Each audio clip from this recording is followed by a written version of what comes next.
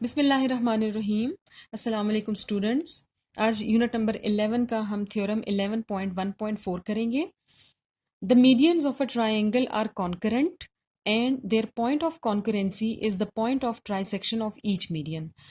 इस थ्योरम को प्रूव करने से पहले कुछ इसमें इंपॉर्टेंट डेफिनेशंस हैं जो मैं आपको करवाऊंगी।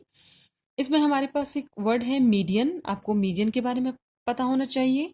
कॉन्करेंट या point of concurrency and the point of trisection. ठीक है, हम पहले इन चीजों की डेफिनेशंस पढ़ेंगे। कॉन्करेंट किसे कहते हैं? An intersection is when two और more line meet at one point, और concurrent lines are the lines that all intersect at one point। जब एक जब दो या दो से ज्यादा लाइंस एक दूसरे को सिंगल पॉइंट के ऊपर इंटरसेक्ट करें, सिंगल पॉइंट में से पास हों, उन लाइंस को कॉन्करेंट लाइंस कहते हैं। और जिस पॉइंट पे वो इंटरसेक्ट करती हैं उसे पॉइंट ऑफ कॉन्करेंसी कहते हैं। जैसे इस फिगर में आपके पास लाइन L1, लाइन L2 और L3, they are concurrent lines because they all are intersecting each other at point O, and O is the point of concurrency. Median of a triangle, median किसे कहते हैं in geometry?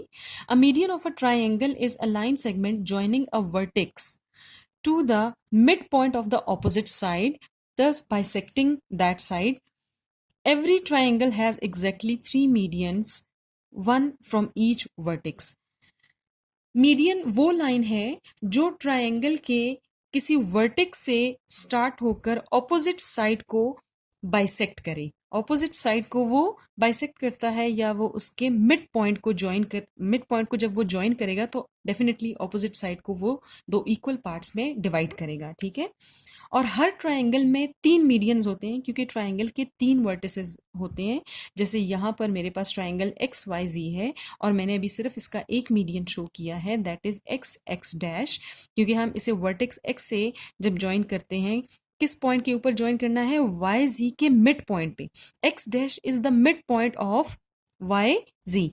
इसे opposite vertex के साथ join करने से मेरे पास x x dash क्या हो गया? That is median from vertex x. और चूंकि ये मीडियन ऑपोजिट साइड को बाइसेक्ट भी कर रहा है, दो इक्वल पार्ट्स में डिवाइड कर रहा है, यानी Y X dash is equals to X dash Z. Point of trisection. Point of trisection point means the points which exactly divides the line segment into three equal parts। जैसे हम लोग bisection का पढ़ते हैं या बाइसेक्टर का पढ़ते हैं, बाइसेक्शन का मतलब है दो इक्वल पार्ट्स में डिवाइड करना, तो ट्राई सेक्शन का मतलब है थ्री इक्वल पार्ट्स में डिवाइड करना। फॉर एग्जाम्पल मेरे पास लाइन है ए बी और यहाँ पर दो पॉइंट्स हैं। अगर हम पॉइंट पी को देखें तो पॉइंट पी इस लाइन ए बी को इंटरनली डिवाइड कर रहा है रेशो 1:2। 1:2 कैसे? ये मेरे पास 1 है, ये 1 प्लस ये 1, तो 1 और ये 1 और ये 1 ये क्या हो जाएंगे? 2 हो जाएंगे। सो 1:2 में डिवाइड कर रहा है। ठीक है, एंड Q डिवाइड्स, और हाँ जब हम Q की बात करते हैं तो Q divides A B internally in the ratio 2:1। Q कैसे डिवाइड कर रहा है ए बी को? यहां से यहां तक मेरे पास पार्ट आ रहा है 2 और यहां से यहां तक जो मेरे पास आ रहा है ये 1 है, सो दिस इज 2:1। इस तरह से मेरे पास ए पी भी 1 है, P Q is 1 and Q B is 1। ठीक है, आप इसकी लेंथ भी कह सकते हैं इसको, that this is 1 centimetre 1 centimetre या 1 सेंटीमीटर। तो ये इसको जब रेशो में हम करते हैं तो रेशो का यूनिट नहीं होता, सो इसलिए इसे 1:2 या 2:1। यानी बेसिकली पॉइंट ऑफ ट्राइसेक्शन क्या है? ऐसा पॉइंट जो किसी लाइन को आपके पास थ्री इक्वल पार्ट्स में डिवाइड करे। फॉर एग्जाम्पल अगर ये एरिया जो है A P, this is the half of P B. ठीक है, आपके पास जो ए पी है वो क्या है? This is equals to half of P B. तो प्रूव हो जाएगा कि पी जो है हमारे पास क्या है? वो पॉइंट ऑफ ट्राइसेक्शन है। पी हमारे पास क्या है? पॉइंट ऑफ ट्राइसेक्शन है, क्योंकि वो उसको इस रेशो में डिवाइड कर रहा है, 1:2 में डिवाइड कर रहा है। ठीक है, अब हम थ्योरम की तरफ आते हैं, क्योंकि थ्योरम में मौजूद जो आपके पास मीडियन और ये सब कुछ है, पॉइंट ऑफ ट्राइसेक्शन, कॉन्करेंसी, इसके बारे में आपको पता चल गया है। गिवन हमें क्या है, गिवन हमें सिंपल एक triangle A B C given है, और हमें क्या प्रूव करना है इस थ्योरम में। आपके पास डायरेक्ट स्टेटमेंट को आप टू प्रूव में लिख दें, ये आपके पास टू प्रूव आ जाएगा that the medians of triangle A B C are concurrent and the points of concurrency is the point of trisection of each median. ठीक है, कंस्ट्रक्शन में हम क्या करेंगे, कंस्ट्रक्शन में हम ये करेंगे कि दो मीडियंस तो हम खुद ड्रॉ करेंगे। ठीक है, draw B E and C F, two medians BE and CF of triangle ABC which intersect each other at point G। ठीक है, ये हो गया। ज्वाइन A to G, अब हम A को G के साथ ज्वाइन करेंगे, डॉटेड लाइन से हमने इसको ज्वाइन किया है, and produce it two point H। इसको पॉइंट H तक प्रोड्यूस करेंगे। कितना प्रोड्यूस करना है, जितनी लेंथ आपके पास AG की है उतनी ही लेंथ आपके पास GH की होगी। ठीक है, and it intersect side BC at point D। ठीक है, ये सब कुछ आपके पास कंस्ट्रक्शन में है। स्टेटमेंट पर आए, स्टेटमेंट में आपके पास पहली स्टेटमेंट है इन ट्राइंगल ACH। इसी डायग्राम में से मैंने, इस डायग्राम में से मैंने ACH को अलग करके वहां पर शो कर दिया है। इसमें से अगर हम ACH को आप फाइंड आउट करें तो आपके पास ट्राइंगल ACH, और इसको यहां मैंने ड्रॉ किया है ट्राइंगल ACH। ये फिर मैं आपको बताऊंगी कि मैंने इसको यहाँ तक क्यों एक्सटेंड किया है। ठीक है, अभी फिलहाल आप फोकस करें ट्राइंगल ACH के ऊपर। GE is parallel to HC, GE is parallel to HC। Triangle में हमें ये पता है कि E जो है वो AC के मिड पॉइंट पे आ रहा है। ठीक है, क्योंकि हमने इसको ऑपोजिट वर्टेक्स बी के साथ ज्वाइन किया था ना, तो वो मीडियन है, और दो मीडियन हमने खुद ड्रॉ किए थे। So E is the mid point, इसका मतलब है कि जी भी जो है वो मिड पॉइंट है। ठीक है, क्योंकि ए जी और जी एच इन दोनों की लेंथ इक्वल है अकॉर्डिंग टू कंस्ट्रक्शन, जी भी मिड पॉइंट है। और थ्योरम 11.1.3 में ये पढ़ा था कि ट्राइंगल के मिड पॉइंट्स को ज्वाइन करने से जो लाइन सेगमेंट आती है that is parallel to third side and equals to 1/2 of its length. तो उसके मुताबिक मेरे पास G E is parallel to H C, G and E are the mid points of sides A H and A C. और BE, अगर हम GE को थोड़ा सा पीछे एक्सटेंड करें, अगर हम GE को यहाँ पर आप देखें, अगर इसको थोड़ा सा पीछे एक्सटेंड करें तो ये पॉइंट B आता है। ठीक है, यहाँ पर भी मैंने इसको इसी तरह एक्सटेंड करने की कोशिश की है। यहाँ इसको जब पीछे लेकर आते हैं तो वो पॉइंट B आता है। अगर GE इसके पैरेलल है तो इट मीन्स दैट कि BE is also parallel to HC। ठीक है, because G is a point of BE, क्योंकि जी जो है वो BE के ऊपर एक पॉइंट है। तो इस पूरी लाइन में से अगर मैं ये सेगमेंट इसके पैरेलल करती हूँ तो BGB इसके पैरेलल है, और पूरी लाइन BEB इसके पैरेलल है। ठीक, सिमिलरली इन ट्राइंगल ABH, जैसे ये ट्राइंगल थी वैसे ही आपके पास ये दूसरी तरफ से जो ट्राइंगल आ रही है दैट इज ट्राइंगल ABH। ठीक है, और इसको मैंने यहाँ पर अलग करके शो किया है ABH। बुक में ऐसा नहीं किया गया, अगर आप नहीं करना चाहते तो ना करें, लेकिन आपके समझाने के लिए जो है मैंने ये स्टेप किया है। इसमें आप देखें F और G once again they are mid points of the two sides of triangle ABH। So FG is parallel to BH। अगर FG पैरेलल है BH के, अगर हम FG को पीछे एक्सटेंड करते हैं तो हमारे पास यहाँ पर पॉइंट C आता है। So FC is also parallel to BH। ठीक है, सो यहाँ हम इसको यूं लिख दें CF is parallel to HB। ठीक है, this is equation 2। Therefore BHCG is a parallelogram, और इस पैरेललोग्राम को फिर मैंने यहाँ अलग से भी ड्रॉ किया है ताकि आपको इजीली समझ में आए।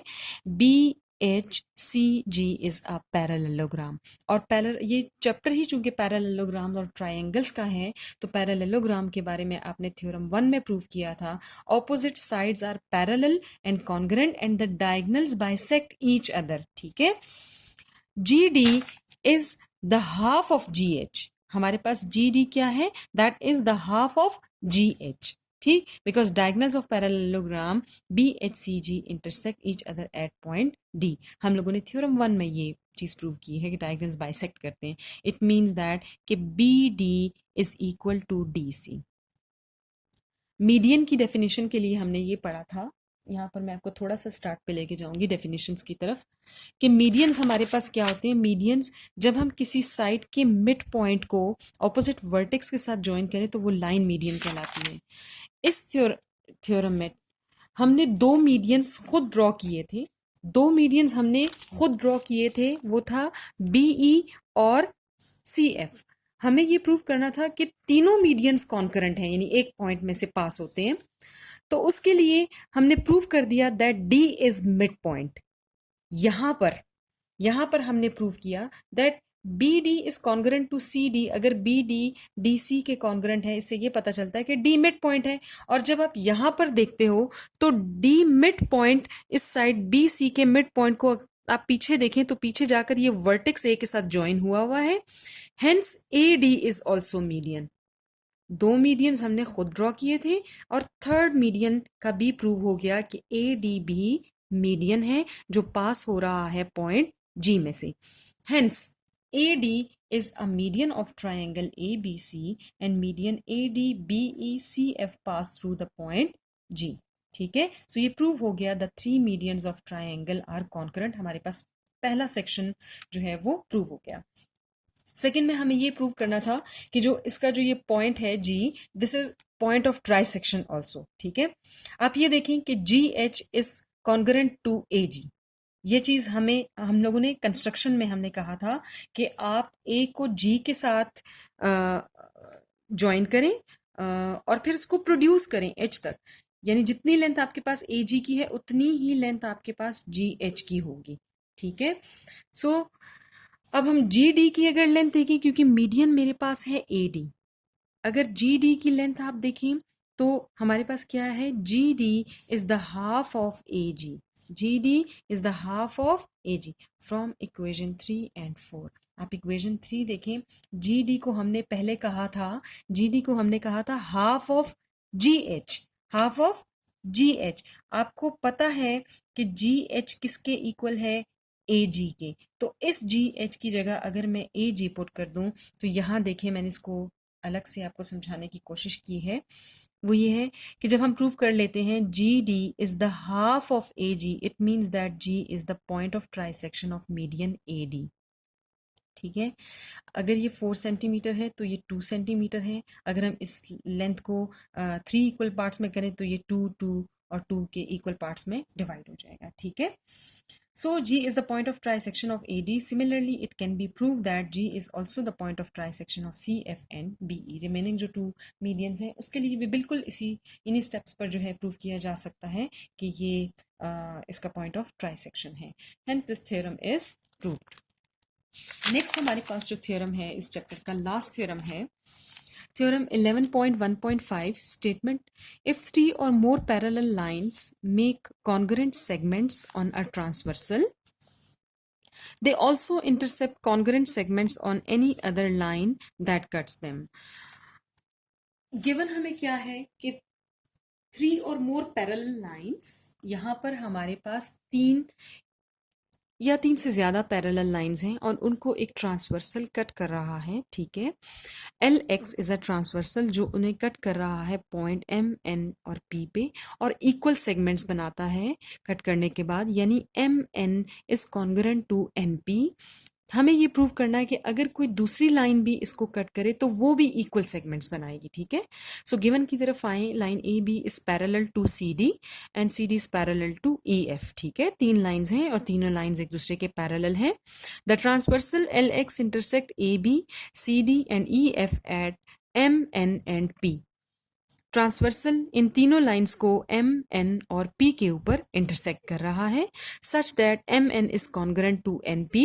द ट्रांसवर्सल क्यू वाई, दूसरा ट्रांसवर्सल क्यू वाई जो है वो इन तीनों लाइंस को आर एस और टी के ऊपर इंटरसेक्ट कर रहा है। ठीक है, हमें क्या प्रूव करना है कि जो सेकंड लाइन ने या सेकंड ट्रांसवर्सल ने इसको इंटरसेक्ट किया वो भी इक्वल सेगमेंट्स बनाता है, यानी we have to prove that R S is congruent to S T. ठीक, कंस्ट्रक्शन हम क्या करेंगे, from point R draw R U parallel to M N. ठीक है, हम लोगों ने आर यू जो है वो ड्रॉ किया पैरेलल टू, आप एम एन कहें या पैरेलल टू एल एक्स कहें, कंप्लीट लाइन कहें।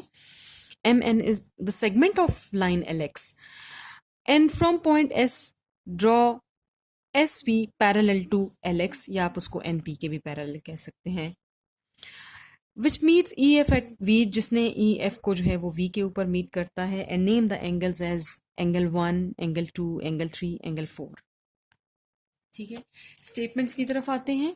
आप इस डायग्राम में से देखें, इस डायग्राम में आपको MNUR, MNUR is a parallelogram. क्यों पैरेललोग्राम है?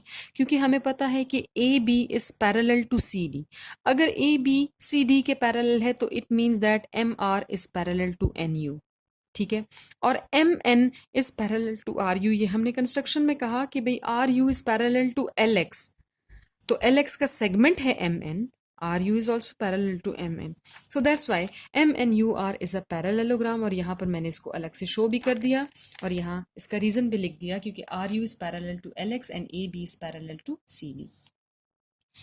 पैरेललोग्राम में हमने डेफिनेशन भी पढ़ी थी कि प्रूव किया था that opposite side are parallel and congruent, so MN is congruent to RU। ठीक है, this is one opposite sides of parallelogram.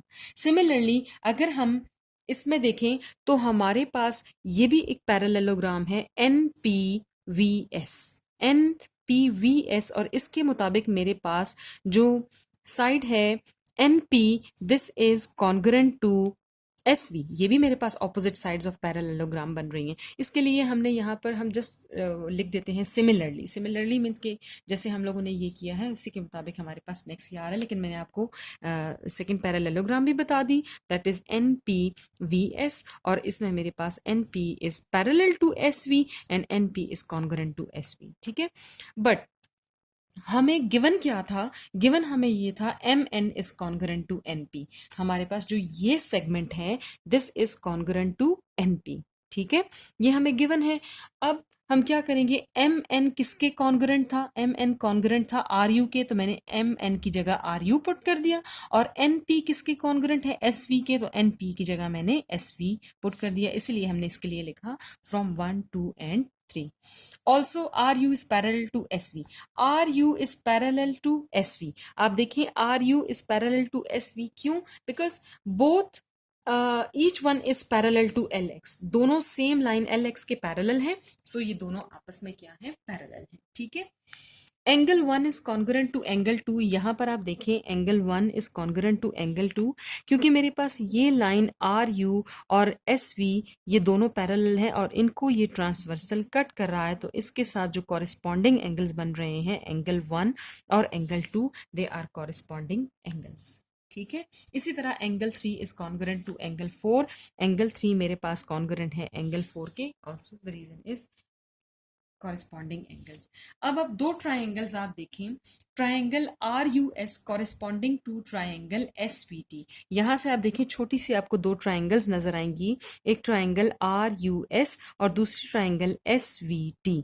अगर इनमें आप देखें तो हमने ये प्रूव कर लिया है RU is congruent to SV, और यहाँ पर हम लोगों ने लिखा है RU is congruent to SV, it is proved. Angle 1 is congruent to angle 2, ये भी प्रूव्ड है। Angle 3 is congruent to angle 4, this is also proved. Therefore triangle RUS is congruent to triangle SVT। Both triangles are congruent according to side angle postulate.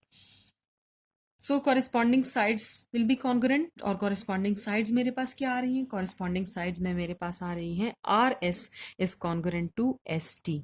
ठीक है, और यही हमें prove करना था, क्योंकि ये RS और ST हमारे पास जो ट्रांसवर्सल QY है ये इन तीन पैरेलल लाइंस को कट करने के बाद ये सेगमेंट्स बना रहा है। ठीक है, सो ये प्रूव हो गया according to corresponding sides of congruent triangles. आपका यूनिट नंबर 11 कंप्लीट हो गया, इसके तमाम थ्योरम्स हो गए। इससे रिलेटेड आपने जितनी एग्जांपल्स हैं वो आप सॉल्व करने की कोशिश कीजिएगा। Thank you so much.